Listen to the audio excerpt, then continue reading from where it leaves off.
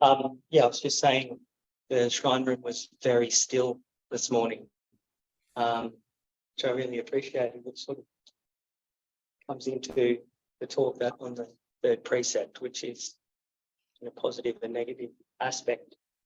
That's I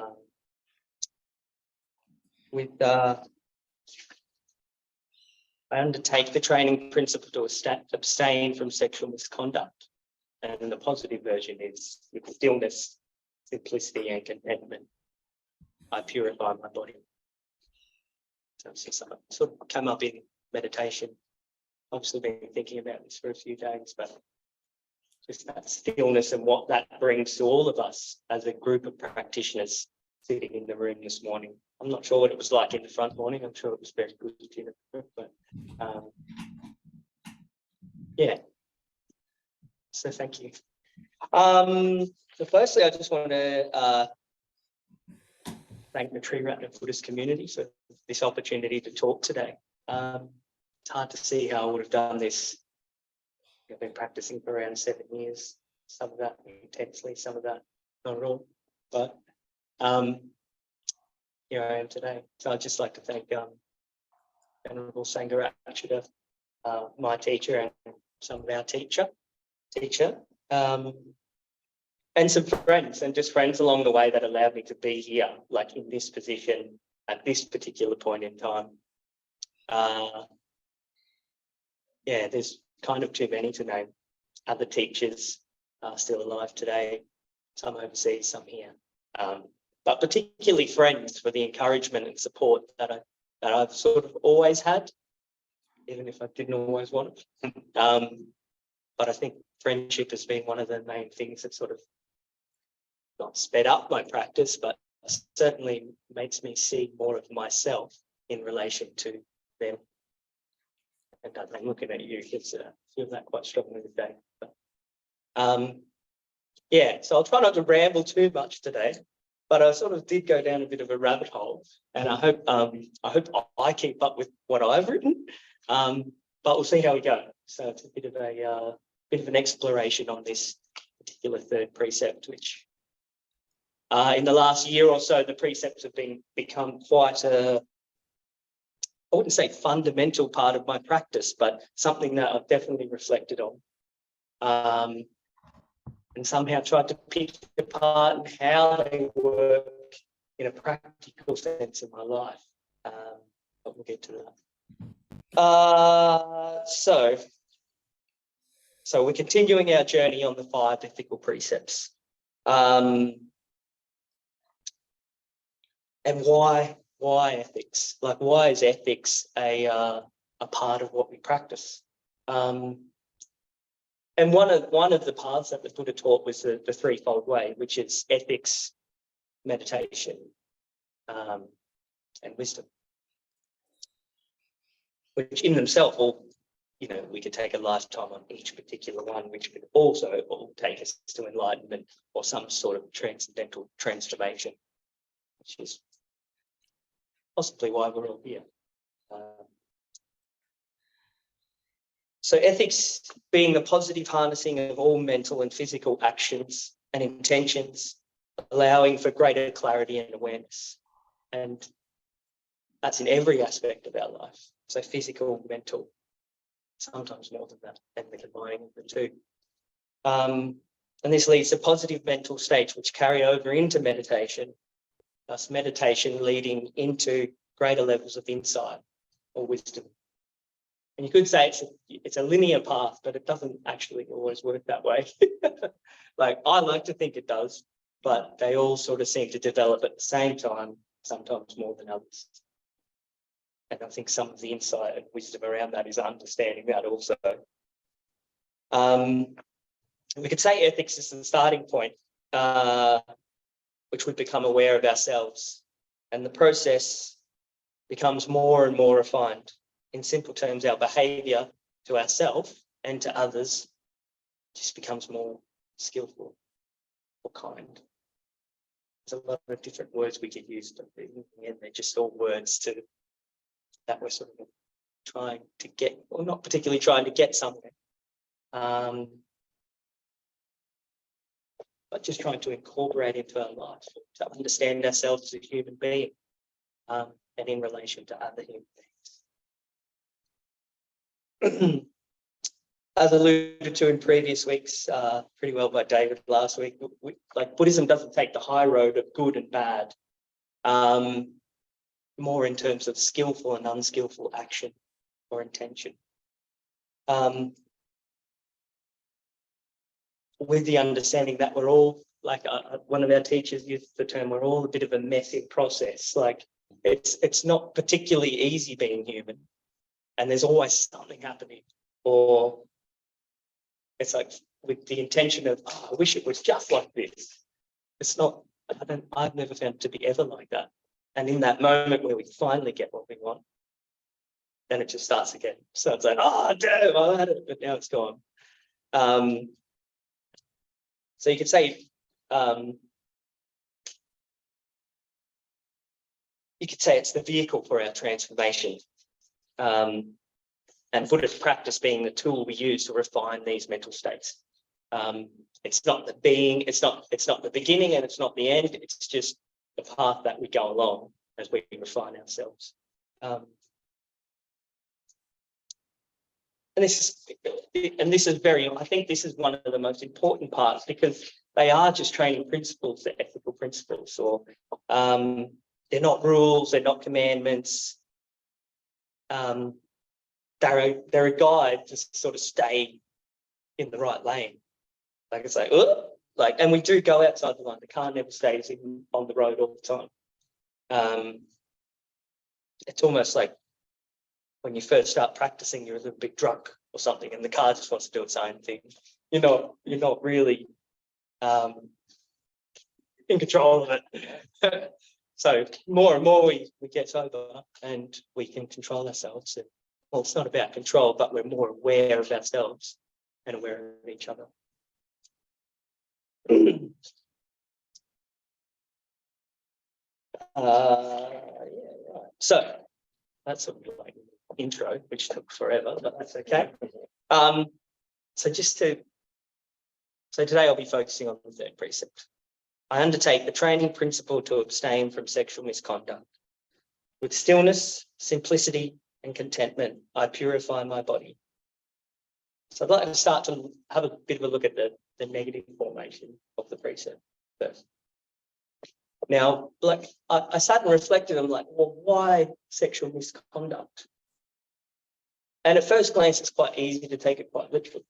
Like, obviously, 2,500 years ago, when the Buddha came up with these precepts and taught it this way, the world was a lot more dangerous. India was a pretty wild, sort of dangerous place, culturally and societally. The norms were a lot more barbaric. Hence, as a general principle, it changes not only like a person's behaviour, but like the overall theme of the precept is to change societal behaviour, to look after each other, to look after ourselves, but to change culturally something. So it's like we've all been given this teaching, like individually. Can we practice it? And in this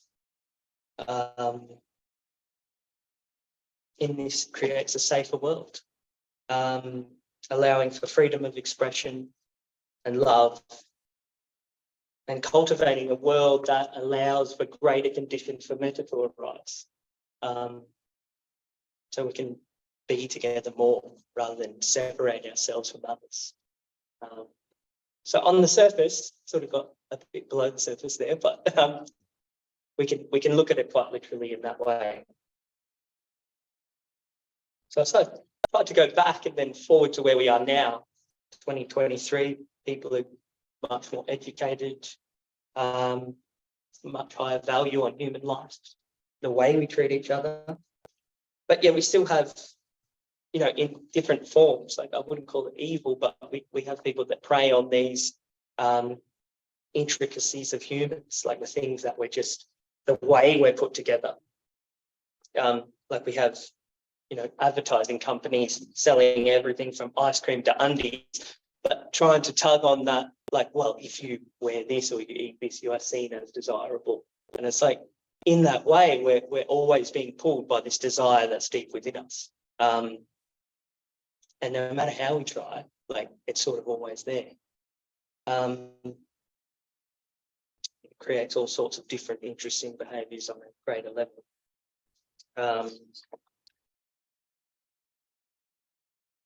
So what I would like to focus on with this particular formation is much deeper, something that goes beyond that, or transcends above that, depends which way you want to look at it. And that's the arising of wisdom, which is what we're sort of trying to get towards, something greater than ourselves. So how does this occur, and what is this pointing to in this precept? So we crave a lover, a partner, someone we can have. Well, some of us want to have children, raise a family. This craving is so great that there's 8 billion human beings on the planet. Like, and we just populate it. It's like, and we think of it in a grander scale. I think Dharma was good at this, told me one day, he goes, if we understood how fast we were spinning on the earth, like, we almost can't fathom how quickly the earth's spinning and we're stuck on it. But we still function. But this craving within us is on a similar sort of scale. There's 8 billion of us. Which when I thought about it, I was like, okay. So that's the sort of forces that we're working with in practice. When we start to transform ourselves and we try to be in relation with others. But you sort of got to bring it back somewhere. You've got to start where you are, as they say.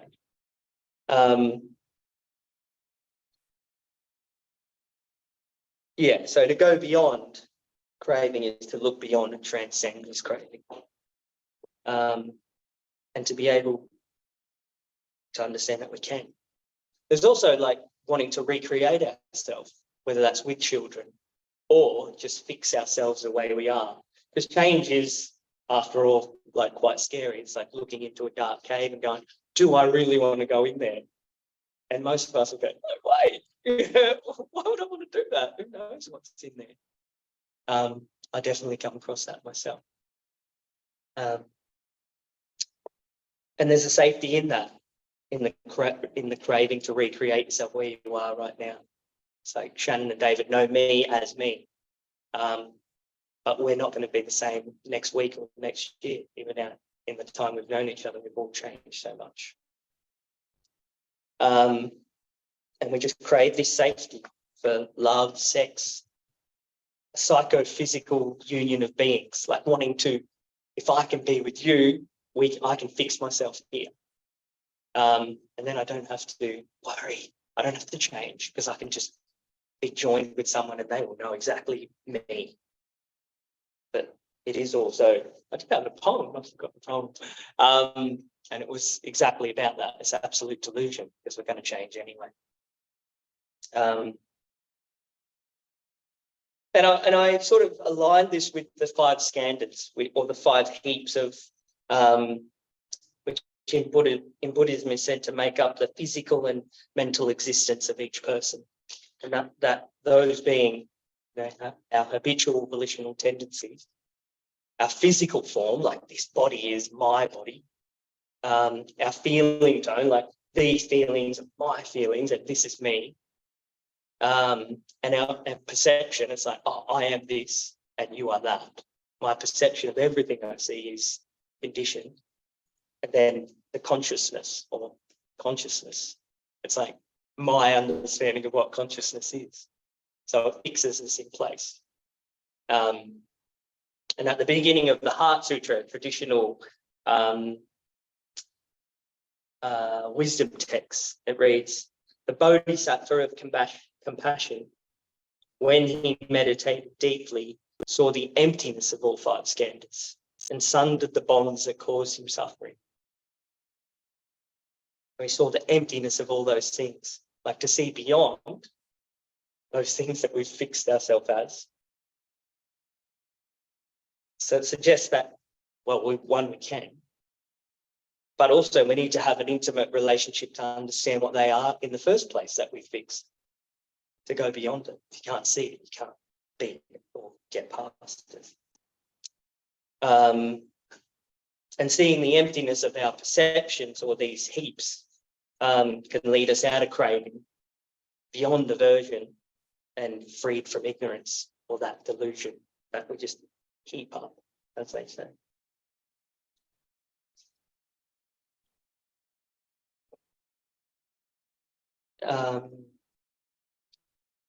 So with that, another part of the Heart Sutra, which is probably my most favourite part, which when I read it on a long retreat, I was like, oh, I get it now. It just made sense for some reason.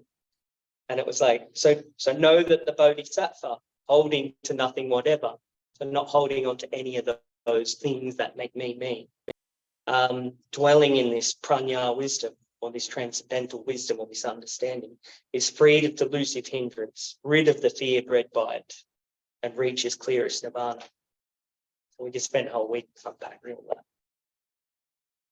sort of seeing past our own tendencies to reach a place that is nirvana. And, you know, well, we could spend another week on nirvana, but we don't have time for that.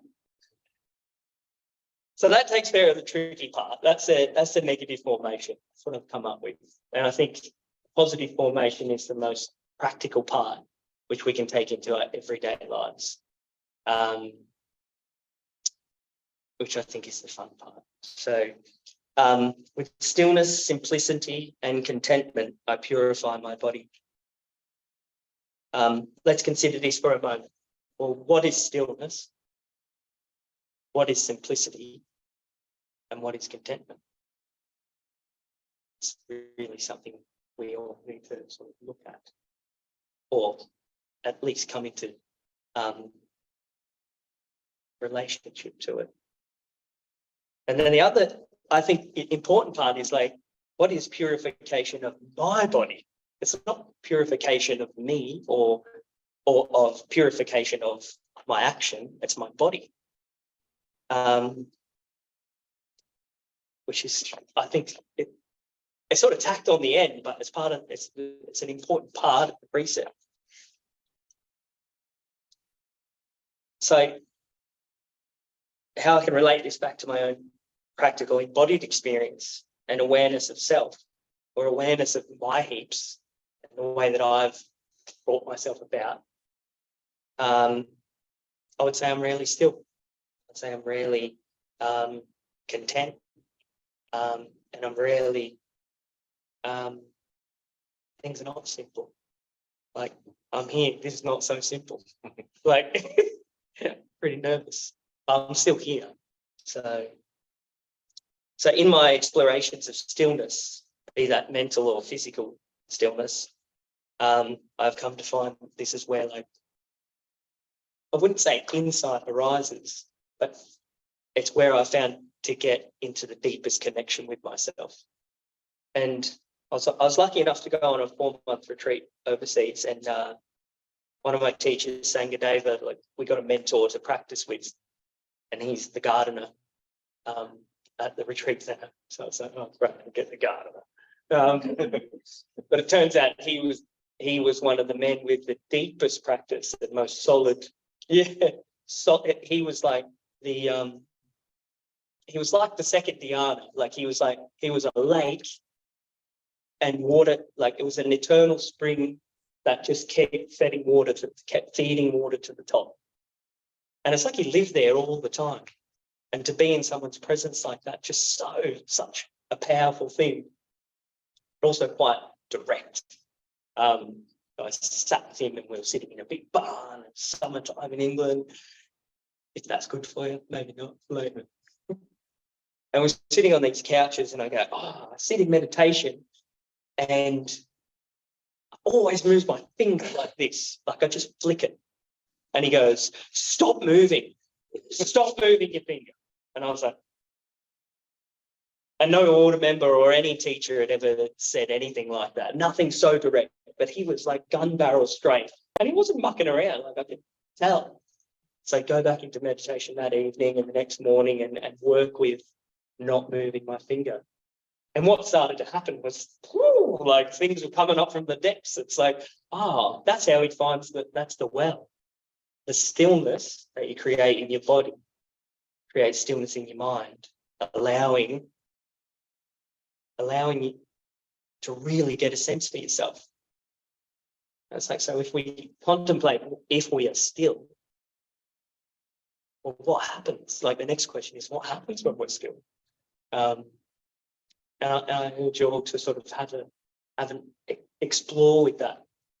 It's like I led meditation the other night, and it's like you watch all the fidgeting, and it's like generally it's people like it's something's coming up, you fidget, you don't have to deal with that.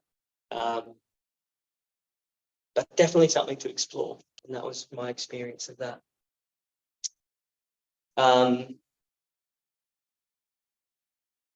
Yeah, so simplicity. I found on long retreats and just practicing in general, like away from the demands of modern life and the complexity of things, simplicity just arrives. Okay. Arrives like a friend with a cake. Always surprising and always rather pleasant. And it's a state that goes beyond me, bringing the distance between myself and others closer. So the simpler I make this, the less complicated I am. It allows for my own opening, but it allows people to enter into sort of my orbit as I'm entering theirs. And that creates a like simplicity, because we layer all these things on top, but like being in relation with other humans, it can be that simple once we take away all of our complexity. Yeah.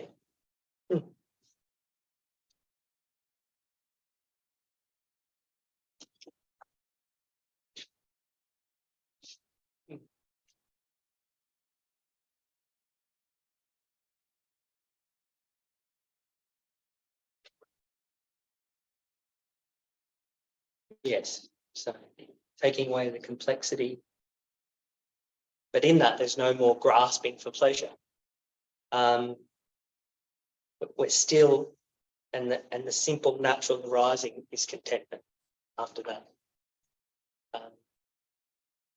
Not needing, wanting, or craving, in a state of content mindfulness, which I hope we've all experienced at some stage.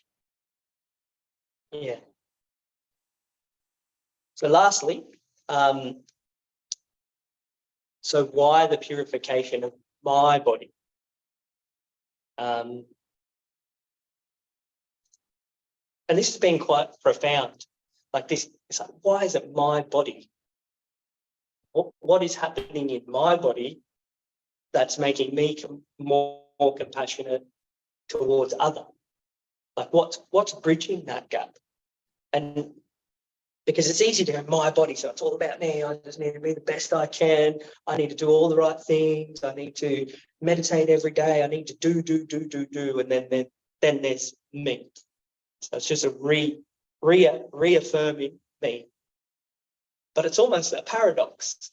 Like, and when you become aware of that or mindful of that,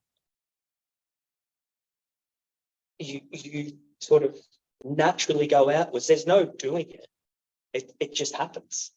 You don't have to do it. But the purifying part is like, I believe we're all in this text around that we're all pure to begin with. It's just, once again, it's these layers and heaps that we put on top. And seeing through those is so important. Not trying to get too philosophical with it, but yeah, there is a pureness. We're all born and we don't have it. There might be something around karma, which is taught for someone else with much more experience than me, but there is that element.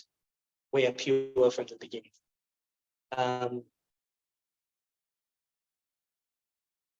Yes, and in saying that, through the cultivation of loving kindness, and that purification of my body, or seeing myself clearly, it transcends the subject-object dichotomy. It transcends me being here and you being there, bringing us closer together without doing anything. Like, it's just the realization that we're all made of the same water, made of the same things. And we're all living on this planet together, all made of it.